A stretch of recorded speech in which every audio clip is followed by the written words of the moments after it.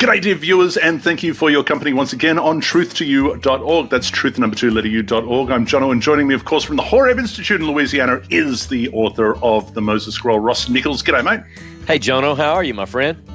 Doing pretty well, thank you, my friend. It is, of course, time for Season 3 of Torah Pearls, brought to you by TanakhTours.com. TANAKH, TanakhTours.com. The next tour is for November 2025. The ultimate Tanakh tour, Ross, is what we're doing. Yep. And that is Egypt, Jordan, and Israel. Of course, you can do Egypt and Jordan by itself, or you can do the Israel tour by itself. But if you do combine both of these tours, you will incur a $100 combination discount. If you book your tours before 2025, you'll also receive an early bird discount, $100 off each tour.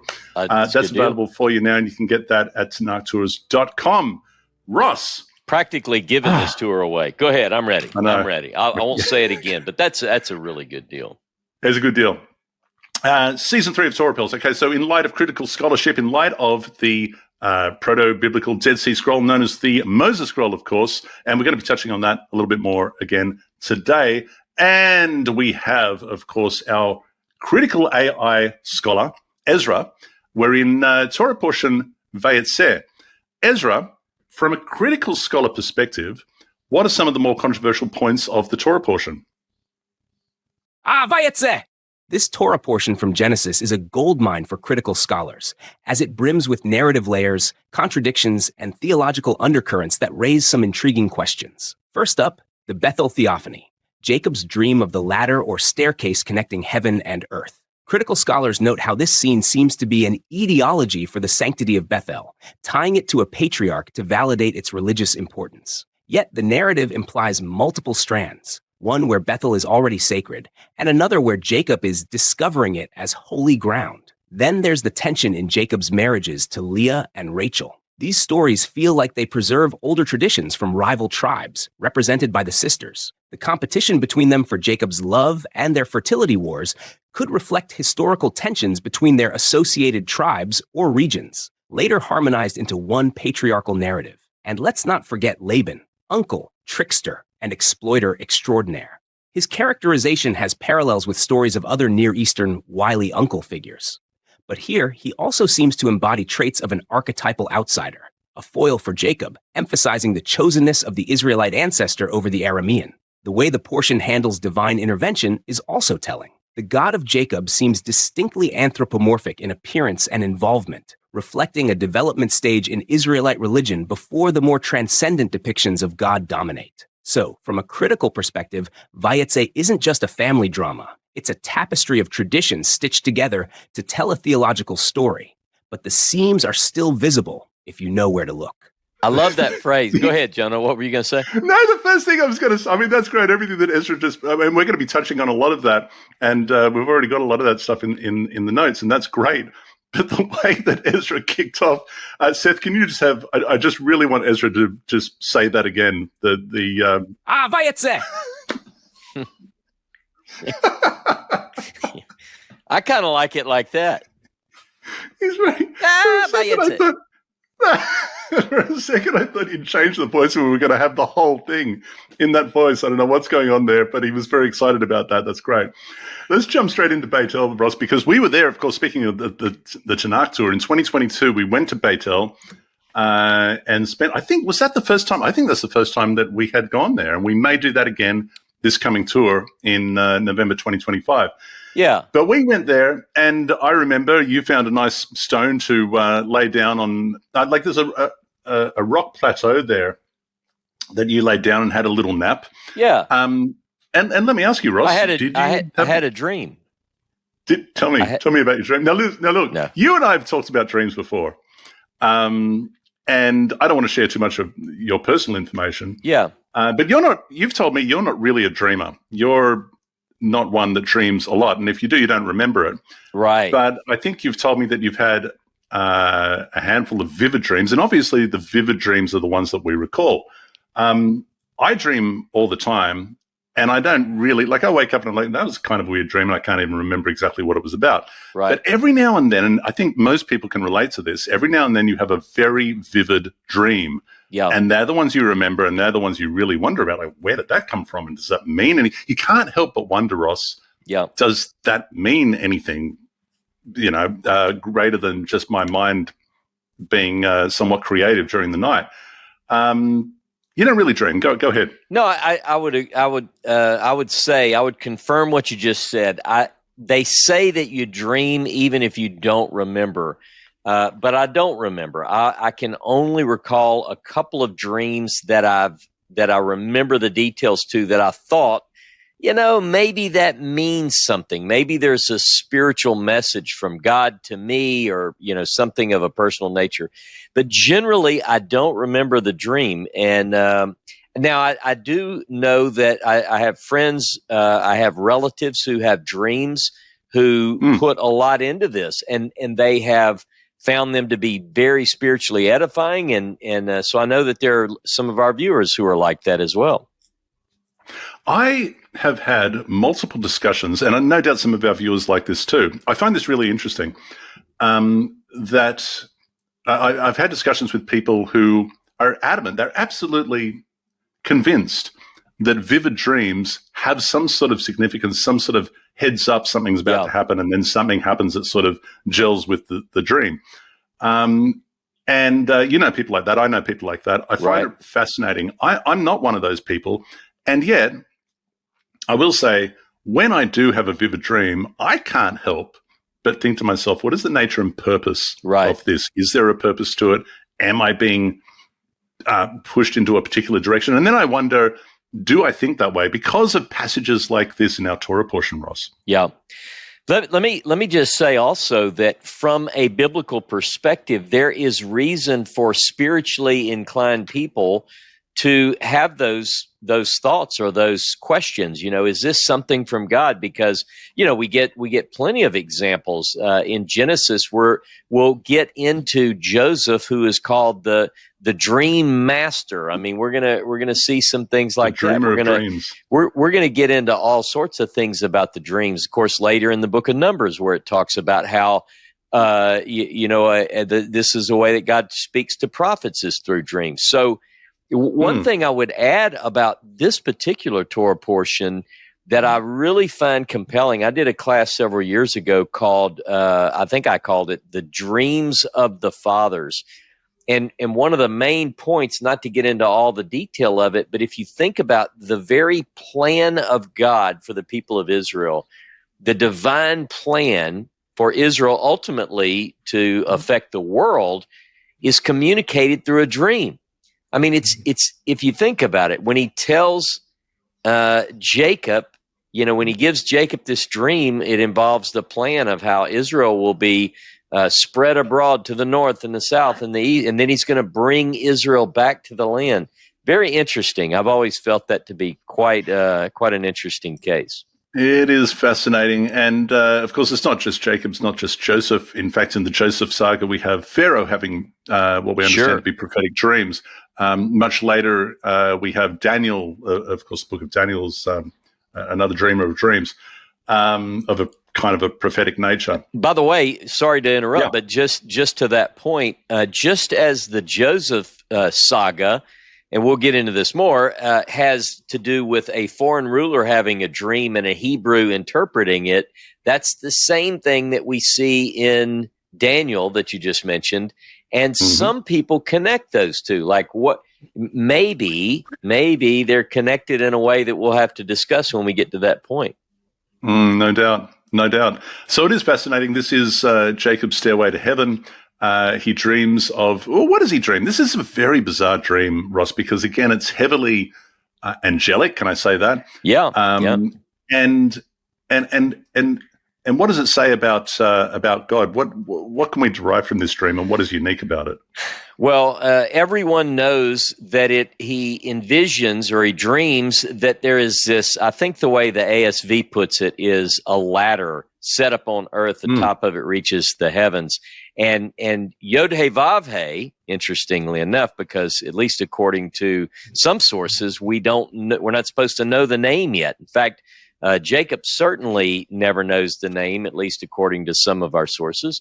But nonetheless, Yod He Vav He, you could substitute and put El Shaddai or what the God is at the top of this ladder, and Malakim are going up and down. Now, here's a question.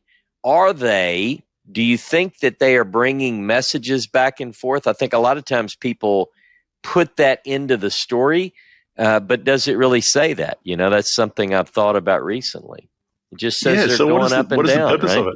Yeah. Now, we talked about this, didn't we, recently when we were talking about Dershowitz for one reason. We were talking about the name Elohim, which one came first.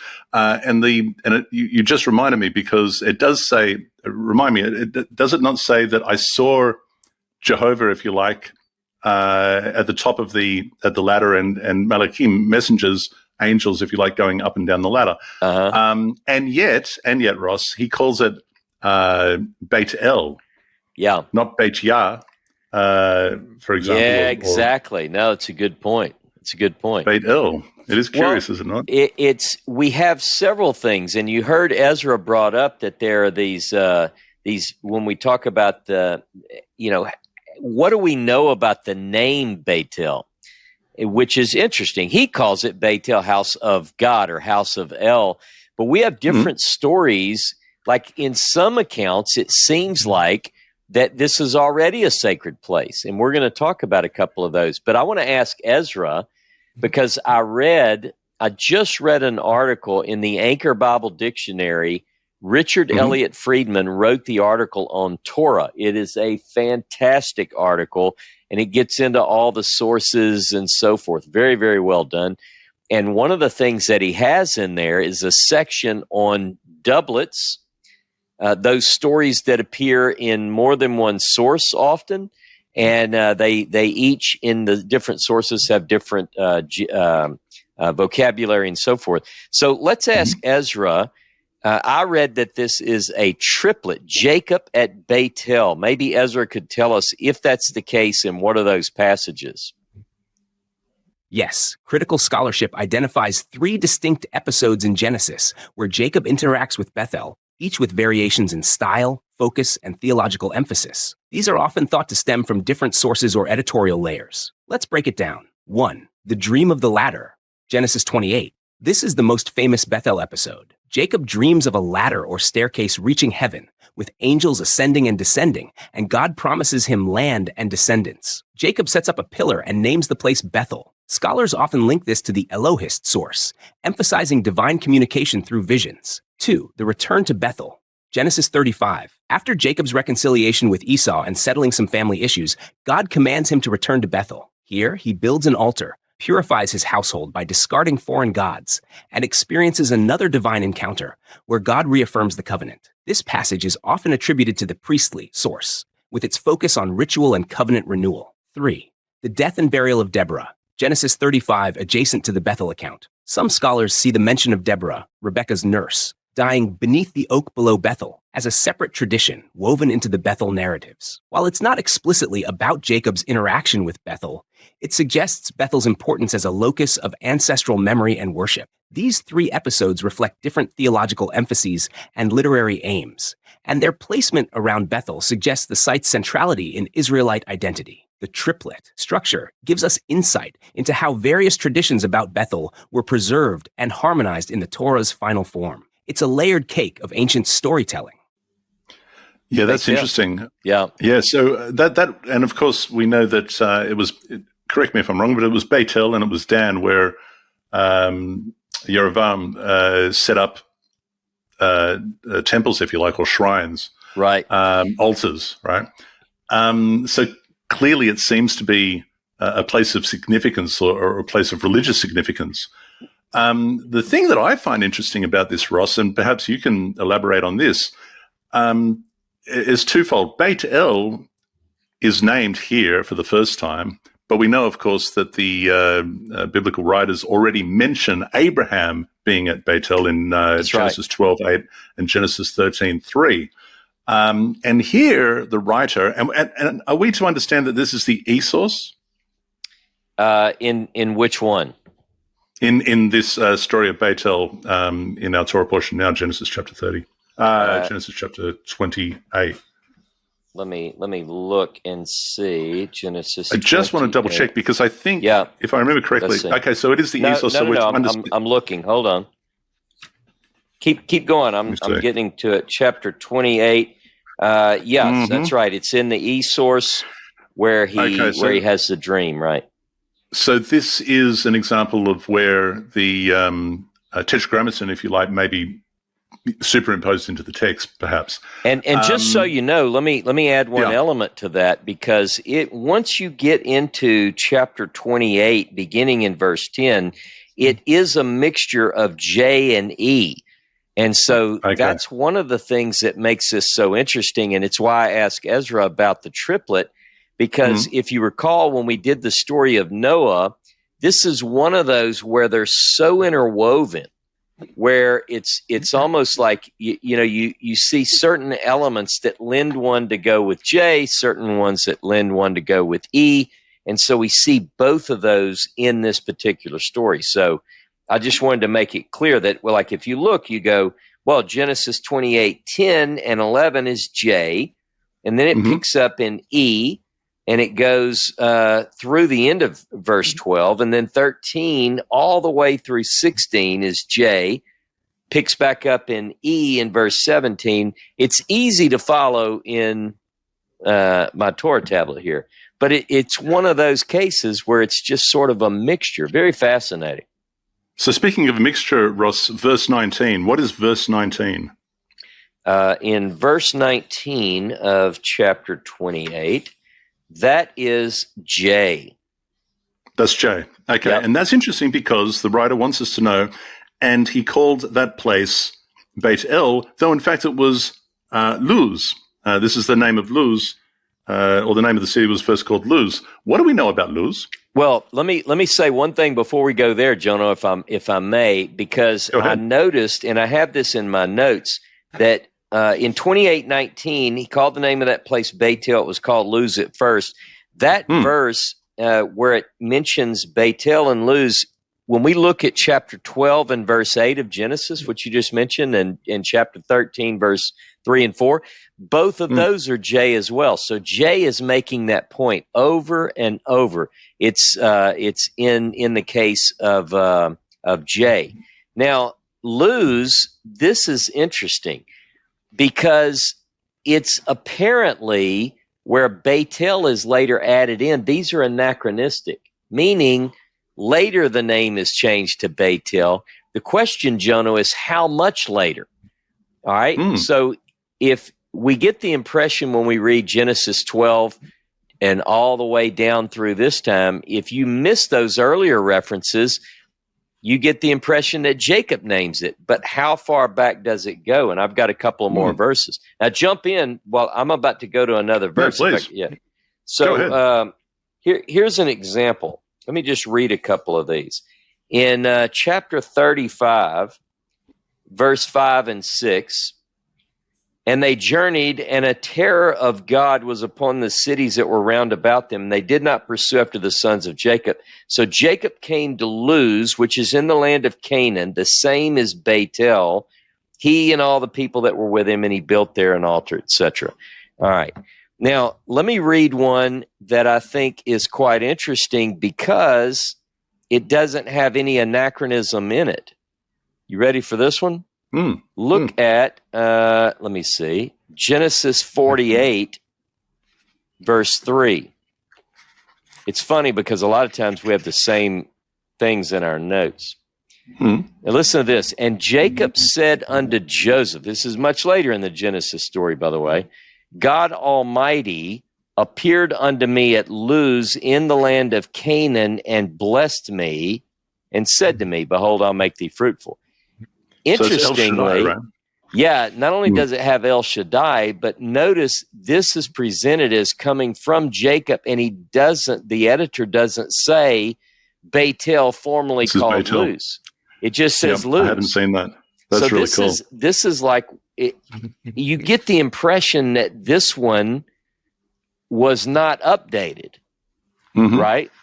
And then the other thing is, and I'll just give the references. We don't have to look at these, but Joshua 18:13, which according to the chronology of the text, comes later than these patriarchal times. And there you still get the idea. Luz, which is now called Bethel, Luz, and Judges 123, same thing.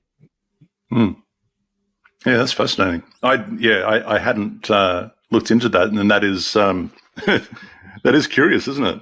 And Yes. really does highlight the fact that there are different authors at play here. All right. Did you have anything else on Bethel and Luz? Yeah, just one point that I wanted to make. It's that if you see it in the patriarchal narratives and you go, well, when did this change take place? Well, it's not Genesis 12. It's not the first time it's called that. It was called Luz formerly. This is updated later. And you go all the way through Judges, and we still see it. So the question remains, at what point is that name change affected? And that I don't know. But it appears to be something that's very late that is placed on the text. So I think that's worth looking into more as we work through the text. The final verses. Yeah, go ahead. No, go ahead. I had one other thing, but I think we're both going to cover it. Maybe we are. The final verses of 28 is attributed to E.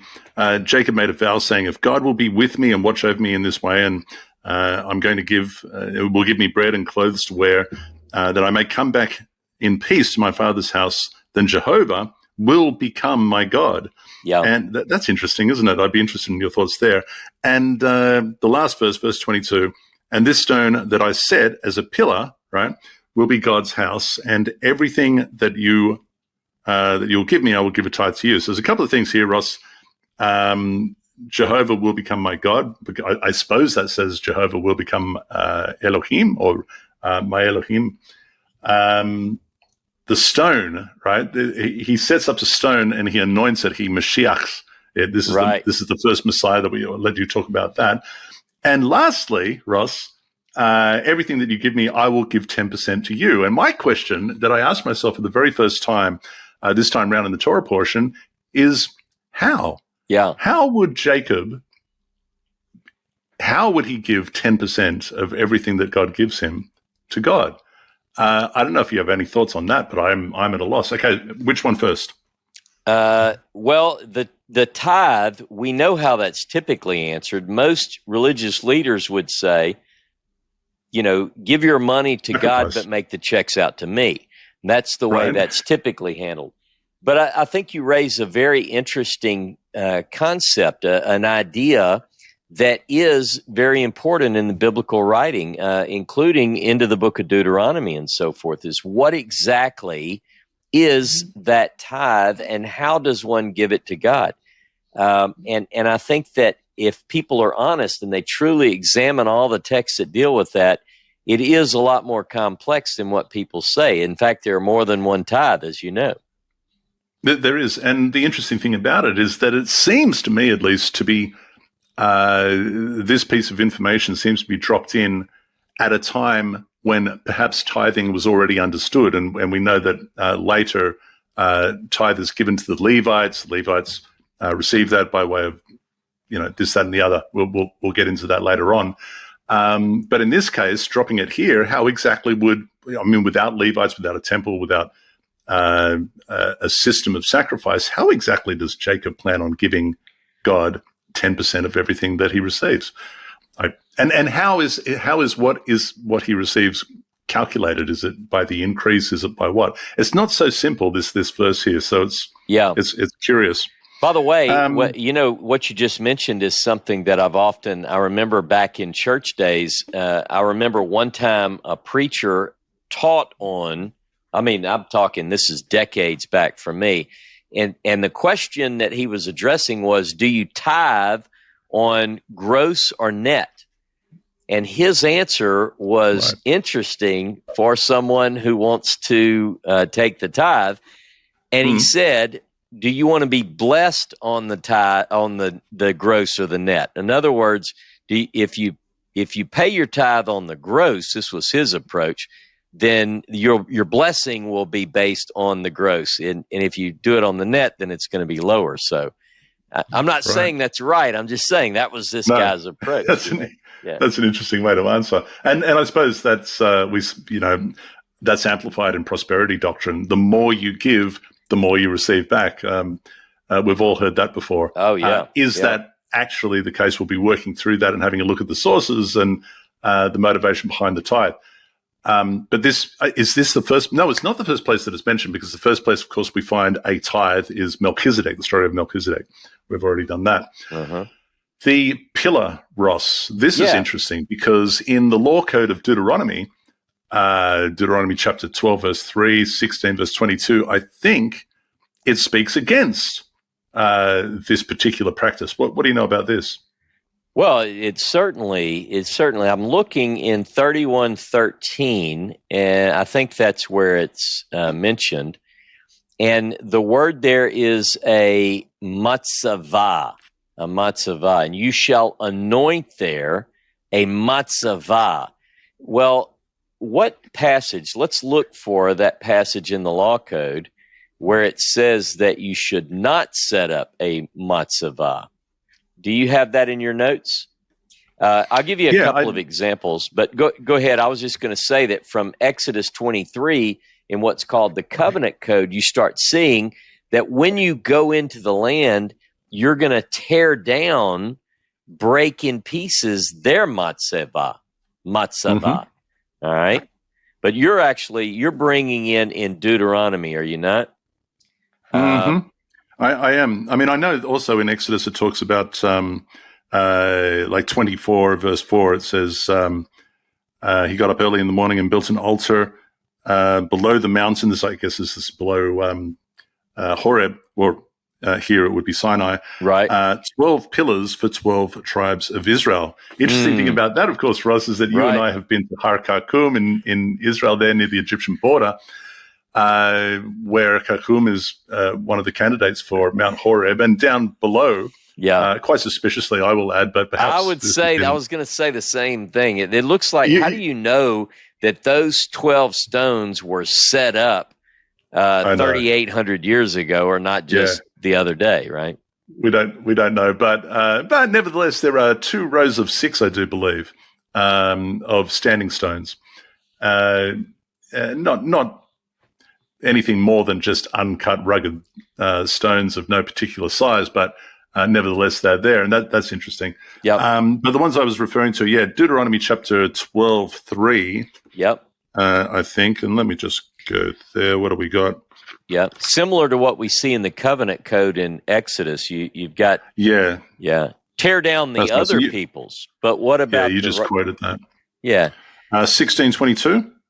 That's the one I think you're really bringing us to. What does that one say? Because that's where it really just says, you shall not set up a pillar which Jehovah your God hates. So they're not to do that. And what has happened here is that we're to understand that Jacob has had an impressive, vivid dream, and he wants to mark the place in which this happened. Mind you, it's not a place in the middle of the desert. It's a place that's already got a name, right? He wants to call it Bethel. This is the house of God. But he wants to set this particular place where he slept apart by setting up a stone, and he anoints it with oil so that it stands out from any other stone. He literally messiahs, if you like, this stone. Tell us about that. I think it is interesting. The word Messiah, which is made so much of out of in Judaism and Christianity, particularly Second Temple Judaism, there is this idea that a coming figure will be anointed. But Hebrew, in the Hebrew Bible, it simply means to be rubbed or smeared with oil. And so all throughout the Pentateuch, particularly once we get into the tabernacle and so forth, you get anointed wafers, you get anointed various objects and priests and so forth, clothing. All of these things are anointed. But a lot of people say, we know all that, but we want to know about the Messiah. Who is the Messiah? But I think biblically it's important when we study this to recognize that it's truly the most important thing to understand is what does it mean, this being the first example, because in chapter 31:13 of Genesis, it actually says that rock upon which you poured that oil, you anointed it, you mashaked it, as we might say, anglicizing the Hebrew. One thing I want to talk about, Jono, is the book of Hosea has an interesting element that ties into our Torah reading today. And it actually has a little bit to do not only with Vayyetze, but also with the story of Jacob, which is interesting because some who might want to put this story of Jacob into a much later time, Hosea is typically thought of to be a pretty early text. So you want to look at a couple of these in Hosea, Please. Jono? Yeah. Look at Hosea chapter 12. And one thing I would add is that this happens to be the Haftarah for Vayyetze. So in Hosea chapter 12, I want to look at Hosea chapter 12 and verse 2. Now, the numbering is different when you go from English to Hebrew. Let's see. So actually in verse 3 in the English, it says, in the womb, this is a controversy he has with Jacob, according to the text. In the womb, he, meaning Jacob, took his brother by the heel, and in his manhood, he had power with God. Now, had power is strove, I think is probably a better translation. He had power over the angel, prevailed, he wept and made supplication unto him. He found him at Bethel, and there he spake with us. Now, a couple of things I want to draw out. This is recounting the story where Jacob flees, and he goes, as we've been talking about, he goes to Bethel, and this is, but now we've moved into something that happens later. We're going to get into where he's coming back, where he actually wrestles with this angelic being. Yeah, or a man. Or a man, as it might say. And he later identifies with God, and then kind of with Esau. We might get into that later on. Yeah. But then there's one more passage.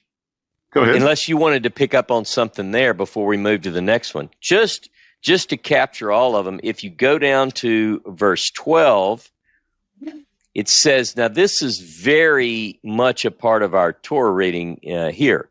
And Jacob fled into the field of Aram, and Israel served for a wife, and for a wife he kept sheep. Now, the word sheep is added, so it's kind of an interesting passage. What is it really saying there? So a couple of things to bring out in this particular passage. It says Jacob fled to the field of Aram, and in Hebrew, field is sadeh, a field of Aram. Now, it's the place that Jacob flees to, yes, it is Aram. But one of the things that's interesting is that in Aramaic, that phrase is Padan Aram. So Padan Aram is Sadeh Aram. And I just found that to be interesting that you get two different terms for it. But here we've got the Hebrew Sadeh Aram. Are the events that are recounted here in Hosea represented in the same chronological order as we read in Genesis? Well, at first I had this idea that they might not be in order, but now that I look back at them, you have they seem to be the striving in the womb. Well, wait a minute.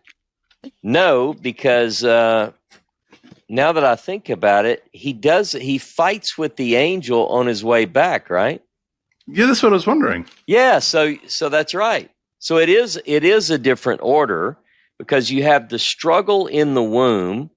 You have the verse 4 says that he strove with an angel, which is identified as Jehovah of hosts, whatever that might mean. And then it says later in verse 12 that he fled to Aram. Interesting. The order is out. I wonder if that means that Hosea is recounting from a slightly different source. Could be. Who knows? Could be. Yeah. Could be. Yeah. So that is curious. All right. Mm-hmm. All right. So now listen, I have a question for Ezra. Okay. And this is to by way of tying into the Moses scroll. Ezra, in what order did Jacob's wives become mothers? If we're exploring Jacob's wives and the birth order of his children through a critical lens, we immediately notice how the narrative reflects the complexity of tribal relationships and competition among the Israelite clans. The birth sequence goes like this in the Torah's account, which may itself reflect layered traditions rather than a straightforward historical lineage. 1. Leah. She starts the family off strong with Reuben, Simeon, Levi, and Judah, her initial 4 sons. This positions her as the primary mother in the tribal schema, though she is unloved in the narrative. 2. Bilhah, Rachel's maid. Rachel, unable to conceive, offers her maid Bilhah as a surrogate. Bilhah gives birth to Dan and Naphtali. 3. Zilpah, Leah's maid. Leah responds to Rachel's maneuver by offering her maid, Zilpah. She adds Gad and Asher to the mix.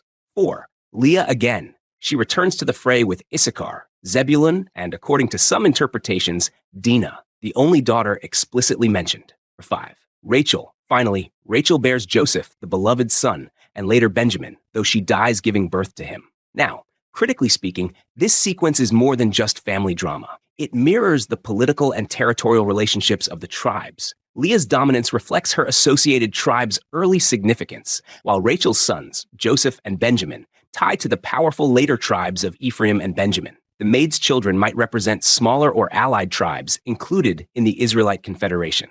So, whether we're looking at this through the lens of the Moses scroll or the Torah, Jacob's family is less a genealogical record and more a symbolic framework for understanding the complex dynamics of Israelite tribal identity. Oh, that's interesting. Okay, so it's a symbolic framework rather than a genealogical record.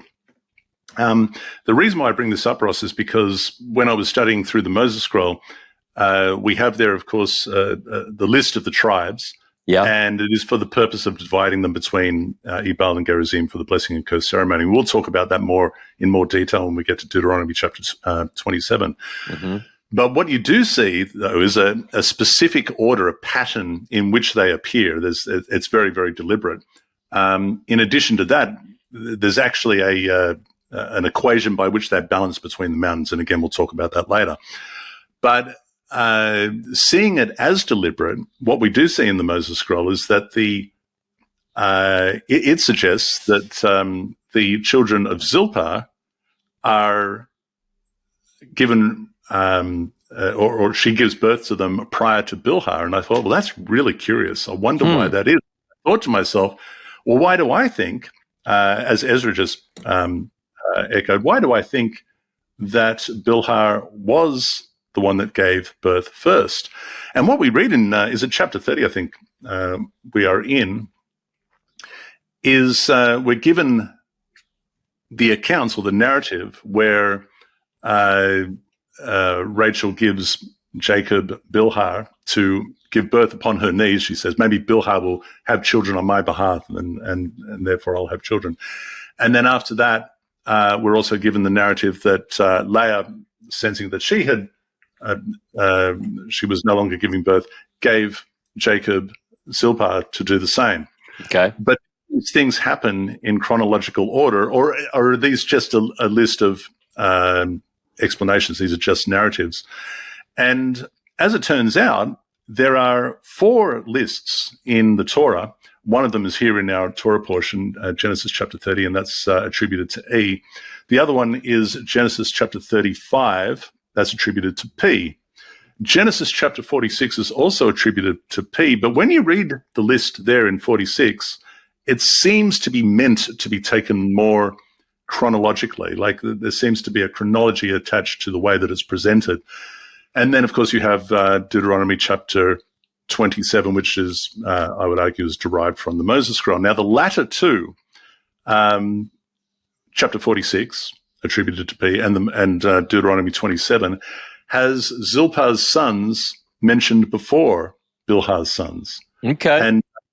And that, as I say, that coincides with the order given in the Moses scroll. And according to the Moses scroll, it certainly seems that Zilpah became a mother before Bilhah. Isn't that interesting? Interesting. There are a couple of odd things that come in with the names of the sons later that we'll see. So this is interesting. Now, do we need to link your article at this point in the we can if you want to. Yeah, I mean, it doesn't hurt, and it has to do with the name. So we'll go ahead and put that in. And we'll link it again when we get to when we get to Deuteronomy 27. We'll have more to say about that. So listen, let me ask you about this. A couple of interesting parallels. Jacob meets Rachel again. We're at the well. We've got the livestock. He meets his wife. This is the first woman that he meets there. Everything's beautiful. That's great. And then he serves Laban for the right to marry his daughter. And it's with full knowledge, of course, that he intends to marry Rachel. And what happens is, of course, Laban does a switcheroo at the end of the wedding night and gives him Leah, unbeknownst to Jacob, as if such a thing could happen. And then he, I guess, I don't know, wakes up in the morning and says to him this phrase, Ross, in Genesis 29:25, "What is this thing that you have done to me?" He says to Laban. And almost verbatim, I think, and perhaps the exact phrase echoed in, I think it's Isaac's, Abimelech says to Isaac, as Isaac says to Rebecca, "Just say that you're my sister, and then they won't kill me, and when they take you, and this and that." Abimelech says, "What is this you've done to me?" The same story, and we've mentioned this a number of times already in the Torah portions, that Abraham says to Sarah, "Just say that you're my sister." Pharaoh takes her, and Pharaoh says to Abraham when he finds out, "What is this thing you have done to me?" Your thoughts, Ross? Well, one thing that I find interesting, I just wanted to throw this in, it ties in somewhat to that story. One of the things that I find really interesting, and this is the beauty of the artistry of the later editor, I believe, but he's told it's not like that in this country. Where you give the younger before the older. Laban says. Is what's so cool about that. In the story, it's almost like your people trace their lineage to this place, and we don't do that here. But I don't know, is it the writer certainly knows what happened back home before Jacob fled. But Jacob took the birthright and the blessing from the elder. And so it's funny that Laban is saying, we don't do that here. So I don't know. That's so the one thing that really strikes me. That is fascinating. And that's worth mentioning because, of course, it's not as if Laban couldn't have said, I know you like Rachel, but, we have a tradition here and, we're going to stick to it. And Leah has to – either you find a husband for Leah before you marry Rachel, or you're just going to have to marry Leah first. He doesn't do that. He thinks to himself, maybe on the wedding night, if I can get a few beers into Jacob, I can do a switcheroo. Yeah. And so he's deceived. And this is, as you point out, this is it certainly echoes the deception that Jacob perpetuated on Isaac, pretending to be Esau and receiving the blessing. Yeah. Well, the other thing that I think about in the story of the switcheroo, as you call it, is there's something in Hosea 12. Remember, it says, for a woman, Isha, for a woman, he serves. So you could go, well, could that be that? And then for a woman, I think the English says he tended sheep. But actually, the word sheep is added there. It does say he guarded Shmar. He guarded. And that could be maybe he guarded sheep. I don't know, but the word sheep is not there. But it's almost like I think the mention of Isha and Isha, two women, I think that's what Hosea is really getting at, is that he went to Aram, Padan Aram, and there he ended up with these two women. So I don't know. I don't know that that's what that's saying, but it is an interesting correlation, I think, between those two. It's curious. Speaking of curious, so Richard Elliott Freeman, in his The Bible with Sources Revealed, he has a note here, and I'm just looking now at Genesis chapter 30, verses 23 to 25. This is the naming of Joseph. And he points out J and E each have an etymology with the name Joseph. Maybe you can help me with the Hebrew here, because this is on page 80 of that book. In E, it is based on the root, what is this? Meaning to taken away. But in J, it is based on a similar root, meaning add. And the redactor of J and E united the two by adding the word saying between them. So the way that it reads is, from verse 23, she became pregnant and gave birth to a son. And she said, God has taken away my humiliation. And called his name Joseph. So that's the reason for his name. And then saying, and Richard Elliott Freeman is attributing the redactor there, I guess. And then it switches to J. May Jehovah add another son to me. Your thoughts? That's an interesting point. And I know in Richard Elliott Freeman and others will put quotation marks, because these are supposed to be the words of Rachel. God has taken away. In the Hebrew, it's asaf. Okay, so asaf, in my mind, I say gather, to take something to gather. And we see this all the time. So how is that fitting here? God has taken away my humiliation, or I think some translations, like the ASV, say reproach. It's as if God is gathering her reproach from her, taking it away. Asaf, right? You picture that? And then, but there's another tradition here. Another tradition is that that's not how Joseph got his name. Joseph's name doesn't mean to take away. It actually means something else altogether. And that means to add. And so this other source says, no, let me tell you, you want to know what the name Joseph means? God has added another son. So you've got one source that says Rachel is saying, hey, Rachel, why'd you name him Joseph? Oh, very easy, because Asaph. See, God took away my reproach. That's the E source. And then you have J, and what does J say? He's going to add to me another son. So two different traditions. Now notice the subtlety here when scholars say that the redactor of J and E adds one word and it makes the two go together. So again, this is in the Torah tablet. It's also in Richard Elliott Freeman. It simply puts the word saying, and that's listed as RJE, and then the two make perfect sense together.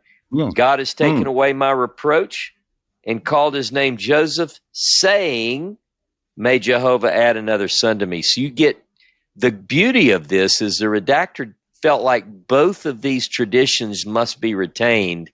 And so they are in the text, and that's the whole point of this with the RJE.